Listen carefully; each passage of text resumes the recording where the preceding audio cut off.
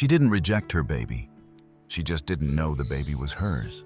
In a small primate care room at the edge of a Kansai wildlife park, an 8-year-old Japanese macaque named Fuchi lies on the concrete floor in the pale morning light, her body turned slightly away from something small and dark that breathes near her left side. The something small is her daughter, born 4 hours ago, still damp at the ears, still carrying the particular smell that every macaque mother has responded to within minutes of birth. The smell that triggers the reaching, the pulling. Close the first inspection of fingers and face that makes a mother know this one is mine. Fuchi does not reach. She does not inspect. She lies with her eyes open, tracking the slow movement of light across the upper wall of the room, as if the baby beside her is simply part of the floor. Not threatening, not interesting, not hers. Hashimoto Reiko has worked with Japanese macaques for 25 years, long enough to know every variation of rejection, the push, the bite, the deliberate turn of a shoulder, and what she is watching through the observation glass is none of those things.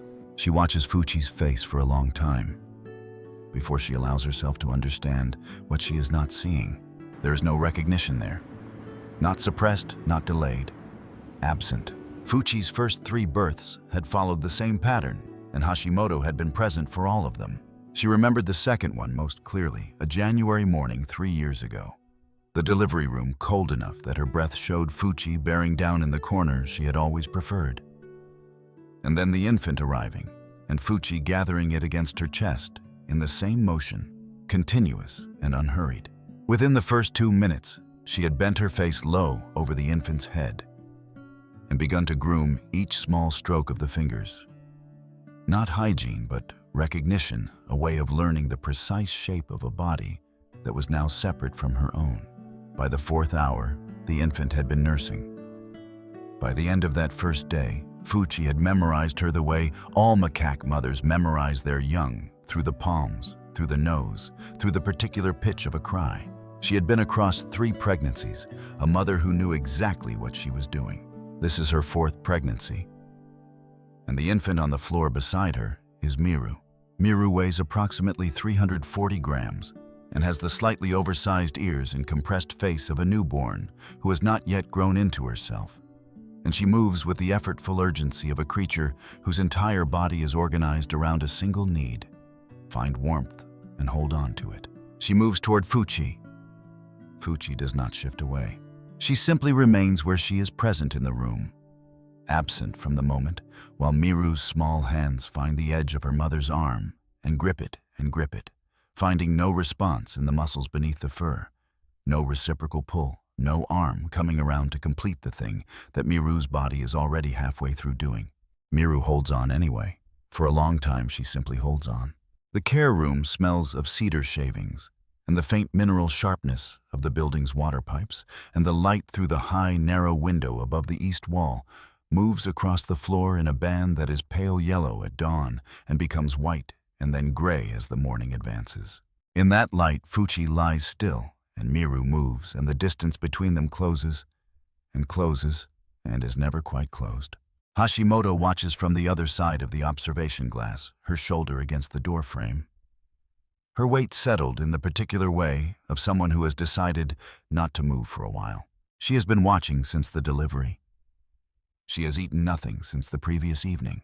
There is a quality to what she is watching that she cannot yet name, and the not naming of it is what keeps her standing at the glass. She calls the senior veterinarian at the 42nd hour. She does not say she believes something is wrong with Fuchi's behavior. She says she believes something is wrong with Fuchi's perception. The distinction matters more than it might appear. A mother who refuses her infant is making a choice the body can record and sometimes reverse. But what Hashimoto is watching is something quieter and harder to locate, something that lives not in what Fuchi does, but in what she fails to register about the world in front of her. Fuchi is not refusing Meiru. She is not finding her. The part of the brain that performs the most fundamental act of early motherhood, the recognition of one's own offspring as one's own, has failed to complete its work for reasons no one in this field fully understands, in a way that leaves no visible mark and announces itself only through absence. The mother is not choosing to be gone. She simply cannot find her way to the door. Fuchi moves through her ordinary hours with the equanimity of an animal who does not know what she is missing. Eating the fruit placed in her enclosure, grooming the inside of her left elbow with the automatic precision of a habit older than thought, sleeping in her preferred corner with her back against the wall. By the 36th hour, Meiru has not nursed. She has grown quieter in the way that very young animals grow quiet when the energy required to cry begins to exceed the energy available for it, not the quiet of contentment, which has a looseness to it, but the quiet of conservation, a body beginning to make smaller and smaller decisions about where to direct what it has left. Hashimoto, watching this through the glass, understands that the window she has been holding open is very nearly closed. She asks for 48 more hours before any intervention. She is given 36. In those 36 hours, she watches Fuchi eat, groom, sleep, and look occasionally, briefly, without particular attention, at the small shape that continues to move toward her across the floor, as if proximity is the only argument Meiru knows how to make. It is not an unreasonable argument. It has worked for macaque infants since before the species had a name. But it is not reaching Fuchi. Hashimoto shifts her weight against the doorframe and stays. She has learned over a long career that the most important things in this work always look at first like nothing at all. The room stays quiet, and Meiru keeps moving toward the one body in the world that carries her mother's scent but does not know her name. The way Meiru moves is not desperate. It is patient in the way that very young animals are patient before they have learned the concept of waiting. Moving not because she has decided to keep trying, but because moving toward is the only direction her body has yet assembled. She does not know that what she is doing is extraordinary. She simply does it. The separation happens on a Tuesday morning in the gray light that comes through the high windows of the care facility, before the overhead lights are switched on, and it is done gently, and it is done quickly, and neither of those things makes it easier to watch. Hashimoto is the one who lifts Meiru. She has asked to do this herself, not because it is formally her role, but because she was there at the beginning, and some part of her understands that continuity matters, even in the moments when presence cannot prevent what is happening. She reaches into the enclosure and lifts Meiru with both hands, one cradling the torso, one supporting the base of the skull, and Meiru grips the fabric of her jacket immediately, with the blind total commitment of fingers that have not yet learned that not everything they reach for will hold them back. Hashimoto stands very still for a moment, with Meiru against her chest. She can feel the small heartbeat through the fabric, fast, steady, indifferent to everything that is wrong with this morning. Then she turns and carries Meiru out. Fuchi looks in the direction of the movement. She does not call out. She does not pace or reach or produce any of the distress sounds that macaque mothers make. When their infants are taken from them, sounds so consistent across the species that their absence here is, in its own quiet way, the clearest confirmation of everything Hashimoto has been watching for 2 days. She sits. She looks. She returns after a moment to grooming the inside of her elbow, working from the wrist upward with the same methodical calm she has always brought to this task. This detail stays with Hashimoto through the rest of the day. Not the separation itself, which she is prepared for, and can locate within a framework of purpose and necessity. The elbow. The ordinary automatic return to a small comfort. The self-directed calm of an animal who has not registered a loss, because the loss requires a prior recognition that was never completed. Fuchi is not grieving, and that Matt Hashimoto thinks walking to her car as the park goes quiet around her and the light fails in the west is the hardest part of all of this. To carry not the grief of an animal in pain, but this, the simple, terrible continuation of an ordinary day. She sits in the car for a while without starting it. The windows fog slightly from her breath. She watches the fog form and does not wipe it away. Meiru is settled that evening into the supplemental care unit at the far end of the building's main corridor. The heated pad runs at 37 degrees. A soft cloth is pressed against her face, folded twice, so it holds its shape tucked close enough that her hands can find it without searching. In the night when the grip reflex fires, she finds it. She pulls it closer. She curls herself around it the way she would have curled around her mother, with the same total unconscious commitment, and holds it against her chest in the dark. She nurses from the bottle in the careful, supervised way of an infant, learning a rhythm that should have been her mother's to teach. And she is by every measure the staff can apply, healthy her weight, holding her color good, her reflexes exactly as they should be. Hashimoto visits the supplemental care unit every morning. She sits on the low bench beside the heated pad and lets Meiru climb onto her knee, and Meiru does this with the confidence of an animal who has decided this particular person is a safe surface, settling her weight onto Hashimoto's leg and then looking outward at the room with the alert proprietorial expression. Hashimoto does not move when this happens. She sits very still and lets the small weight settle and watches Meiru watch the room. She does not let herself stay long. She leaves anyway every morning, the door closing behind her, before she is finished deciding to go. The protocol that begins the following week is not a cure. There is no established cure because there is no established understanding of what has happened inside Fuchi's brain. But it is a considered attempt to give her nervous system something to work with, some path back toward the recognition systems that failed to fire. A life-sized macaque figure, adult female fur, the gray-brown of a healthy winter coat, is placed in the corner of Fuchi's enclosure, nearest the east wall. Not an infant figure, an adult. The goal is not to prompt mothering, but to reintroduce the visual language of another macaque body. The shape of the skull. The posture, the way light falls differently across fur than across any other surface. The first week, Fuchi navigates around the figure without acknowledging it, eating in the far corner, sleeping against the west wall. The figure sitting in its corner as the winter light moves across it, and the day passes and nothing visibly shifts. By the second week, her resting distance from the figure has contracted, not decisively, not dramatically, but measurably, the way things move when something beneath conscious decision is doing the work. She begins sitting closer to it in the late afternoons, drawn perhaps by the warmth the figure accumulates through the day, or perhaps by something else that Hashimoto observes carefully and does not yet name. On the 19th day, Fuchi crosses the enclosure, sits down close enough that her right shoulder nearly touches the figure's arm, grooms her own forearm for a moment, and then reaches out and places one hand flat on the figure's shoulder, not grasping, not investigating, resting the way a hand rests on something that has been determined through some process below the level of thought to be safe. She holds it there for 4 seconds. Then she withdraws her hand and returns to grooming herself. Hashimoto, watching through the glass, does not move for a long time after. She stays in that moment, lets it be as large or as small as it actually is, without deciding which. Meanwhile, Meiru is growing. In the supplemental care unit, she has developed the particular personality that becomes visible in macaque infants around the 6-week mark. A watchfulness, a capacity for stillness, alongside bursts of exploratory movement.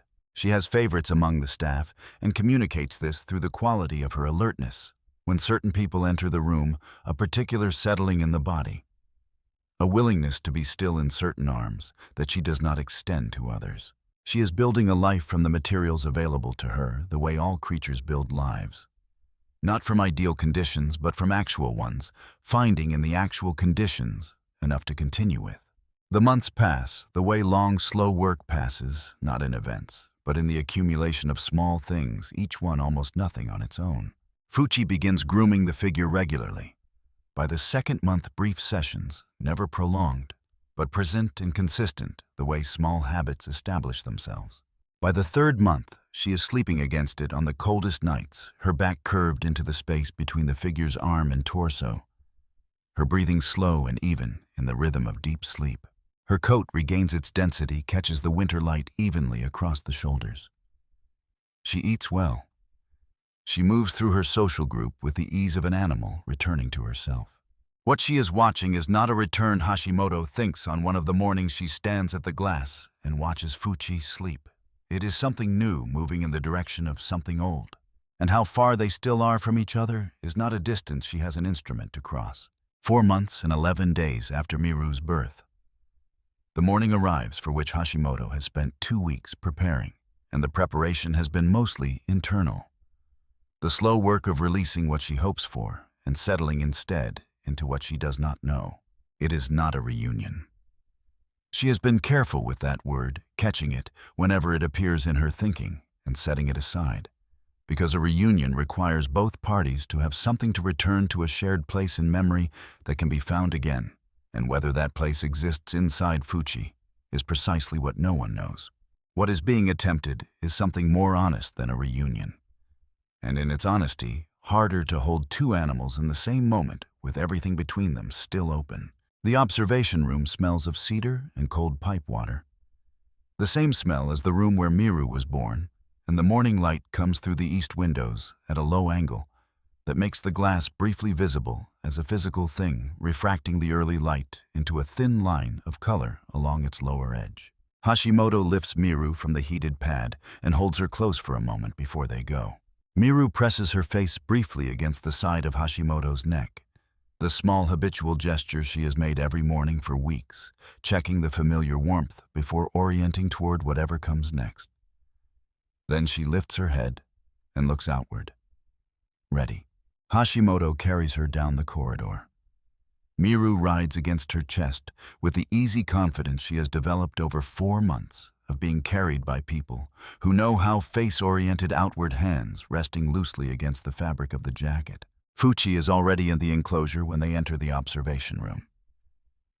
She is sitting near the back wall, both hands occupied with grooming her left forearm, working from the wrist toward the elbow in the slow sectioned way she has always worked. The morning light falls across her back and shoulders. She does not look up. Hashimoto brings Meiru to the glass. For a long moment, nothing happens. Fuchi continues to groom. Meiru looks at the glass surface, at the faint reflection of the room behind her, at the enclosure ahead, at the figure of her mother, visible at a distance through 2 layers of material and morning light. And then she sees her. What changes is not dramatic, but it is visible, a shift in Meiru's weight, a narrowing of attention, from the general surface of the glass to a single point behind it, the quality of focus that arrives when something important has been located. She moves toward the glass before the recognition has fully resolved, and her hands reach the surface and flatten against it. Fingers spread wide, and her face follows, pressing close enough that her breath fogs the lower edge of the glass in a small cloud that forms and thins and forms again with each exhale. She makes no sound. She simply presses herself against the boundary between them, with the same total patient commitment she has brought to every approach she has made in her 4 months of life. This is an approach. She is approaching her mother. The observation room goes very quiet. Fuchi looks up from her arm. The movement is unhurried, a brief scan of the enclosure, the ordinary maintenance of spatial awareness she performs throughout the day. She looks at the glass, at the shape pressed against it, at the hands spread flat, at the face. There is a long moment, long enough to breathe through, and face in which Fuchi simply looks with an expression that is not recognition, and is not confusion, and is not anything that has a clean name. Something is occurring in Fuchi's face that is not the absence of response. It is something more than neutrality and less than comprehension. Something being reached for at a level that has not yet arrived at a decision about what to do with what it has found. Fuchi does not move toward the glass. She does not move away. She remains where she is, looking at the small shape that is looking at her with its whole body, and the glass between them holds everything that cannot yet be crossed. Hashimoto stands still.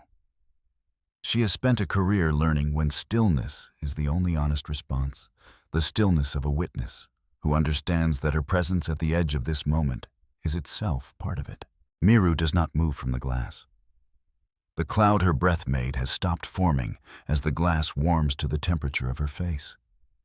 Her hands remain flat against the surface, and her face remains close.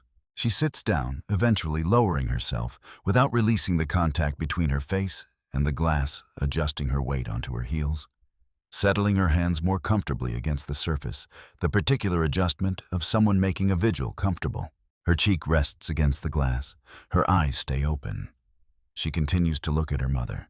Fuchi looks back, not continuously, not with the sustained mutual gaze that carries its own weight in macaque social behavior, but returning again and again to the small shape at the glass, as if something in her visual field keeps pulling her attention back before she has decided what to make of it. Then she looks away. Then she returns. Then she looks away again. This is the rhythm the morning settles into Meiru, at the glass steady and complete in her attention. Fuchi in the enclosure, returning and departing in the irregular pattern of an animal processing something at the very edge of what it can currently reach. Outside the facility walls, the winter is beginning its retreat, a barely perceptible softening in the light. A degree of warmth added to the morning air that is more felt than measured. Somewhere in the park, the macaque troop moves through its morning, the slow sorting of rank and relationship, the exchange of grooming, the particular calls that carry no urgency, that mean only that the world is as it was, that everyone is where they belong. Here in the observation room, two animals sit on opposite sides of a pane of glass. One of them has not moved. One of them keeps returning. What Hashimoto cannot see, what she may never fully see, is what is moving or not moving inside Fuchi, in the space between those looks. Whether the repeated return is recognition beginning. She does not try to answer. She lets it be what it is, a morning in winter, a room filled with low light, a small animal with both palms flat against the glass, waiting. The mother forgot. The baby never did. And 4 months of distance and silence, and a barrier made of glass, have not reached the place in Meiru where her mother lives. She knew. She came to the glass. She is still here. Maybe that is enough. To stay close. To keep both hands against the surface. To wait for what the other side may yet be capable of finding.